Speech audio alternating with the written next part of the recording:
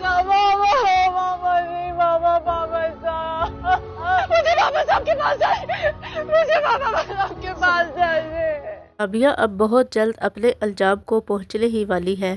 نے تو اپنے ماں باپ کے رشتے کو بھی مذاق بنا کر رکھ دیا ہے۔ اپنے باپ کی موت پر تو وہ ایسے واویلا مچا رہی ہے کہ جیسے سچ مچ اسے بہت زیادہ دکھ ہوا ہو، کہ اسے تو اپنے باپ کی موت کا بھی ذرا صدمہ نہیں ہوا۔ یہ سب تو وہ صرف دنیا کے سامنے ڈرامہ کر رہی ہے، اصل میں تو اسے اس کی آزادی کا پروانہ مل گیا ہے۔ جیسے ہی اس کے باپ کا جنازہ اٹھے گا، وہاں پر شاویز کو بلا لے گی۔ لیکن اس کے باپ کے بعد اسے کسی کا ڈر ہے تو وہ اس کی پھپھو ہے۔ جب تک اس کی پھپھو یہاں رہے گی، اسے ان کے سامنے بھی شریف بننے کا ڈرامہ کرنا پڑے گا کہ اپنی پھپھو کے ہوتے ہوئے یہ شاویز سے ملنے تک نہیں جا سکتی۔ اب یہ اپنی ماں کو بھی دھمکیاں دے گی، اگر انہوں نے اس کے بارے میں کچھ بھی کسی کو بتایا تو وہ بھی ان کی طلاق کے بارے میں سب کو بتا دے گی۔